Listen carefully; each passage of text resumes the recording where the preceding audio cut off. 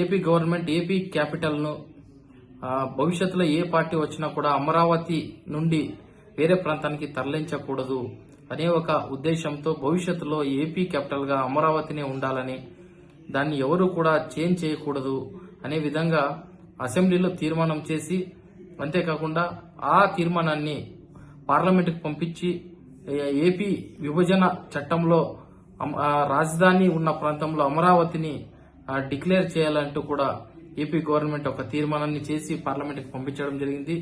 ఈ తీర్మానం అనేది పార్లమెంట్ ఉభయ సభల్లో కూడా చర్చకు రావడం జరిగింది.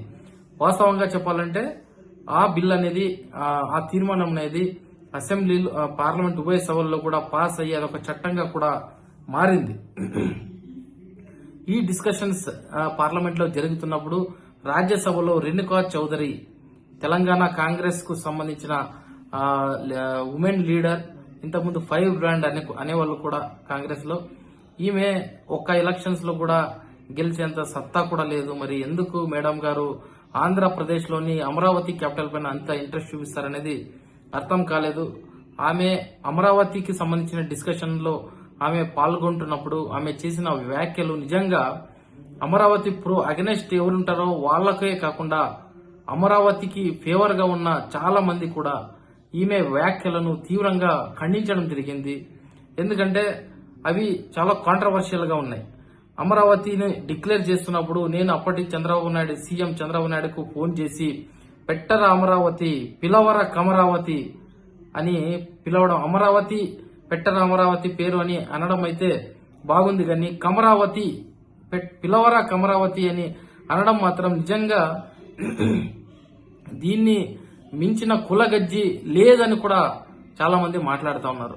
ఏంటి అమరావతిలో ఓన్లీ కమ్మ వాళ్ళు మాత్రమే ఉన్నారా అని కూడా, నిజంగా కమ్మ వాళ్ళు కూడా దీన్ని యాక్సెప్ట్ చేయలేరు.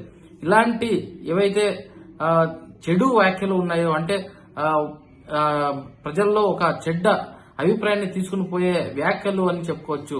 అమరావతి అనేది ప్రజా రాజధాని అని ఏపీ గవర్నమెంట్ అంటా ఉంటే, ఈమె తెలంగాణకు చెందిన ఈమె రేణుకా చౌదరి తెలుగు ప్రజల మధ్య చిచ్చు పెట్టడానికి అది అమరావతి ఒక వర్గానికి సంబంధించిన క్యాపిటల్ గా ఆమె ప్రతిబింబించే విధంగా మాట్లాడడం జరిగింది. ఆల్రెడీ మిగతా పార్టీ నాయకులు, ప్రతిపక్ష పార్టీ నాయకులు, వైసీపీ నాయకులైతేనేమి, మిగతా పార్టీ నాయకులైతేనేమి దాన్ని చాలా మంది కూడా కమరావతి అని ఆల్రెడీ పిలుస్తా ఉన్నారు. సో వాళ్ళకు తగ్గట్టుగానే ఈమె కూడా కమరావతి పిలవరా కమరావతి అని అనడాన్ని నిజంగా ఇది ఎవరైతే అగెనెస్ట్ గా అమరావతికి ఉన్నారో వాళ్లకు ఒక ఆయుధం వాళ్ళ చేతికి ఇచ్చినట్లు అయిందని కూడా చెప్పుకోవచ్చు. అది ఒక ప్రజా రాజధానిగా తీర్చిదిద్దాలని ఏపీ గవర్నమెంట్ చూస్తా ఉంటే, ఇట్లాంటి వాళ్ళ వ్యాఖ్యలు ఏవైతే ఉన్నాయో అవి అమరావతికి వ్యతిరేకంగా ఉన్న వ్యక్తులకు, పార్టీలకు ఇది ఒక ఆయుధాన్ని వాళ్ళ చేతికి ఇచ్చినట్లు అవుతుంది. నిజంగంటే అమరావతి క్యాపిటల్ కు ఓన్లీ కమ్మ వాళ్ళు మాత్రమే ల్యాండ్స్ ఇవ్వలేదు.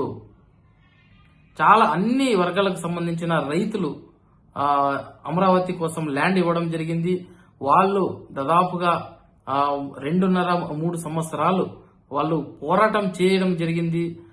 వాళ్ళ పోరాటము మరి ప్రజా వ్యతిరేకము గాని వైసీపీ గవర్నమెంట్ కూడా పడిపోవడంతో మళ్లీ అమరావతికి ఊపిరి రావడం జరిగింది అని అందరూ కూడా వాళ్ళు హ్యాపీగా ఉన్న సమయంలో ఇటువంటి వ్యాఖ్యలు ఏవైతే ఉన్నాయో అమరావతి రాజధాని పైన ప్రభావం చూపించే అవకాశం కూడా కనిపిస్తా ఉంది.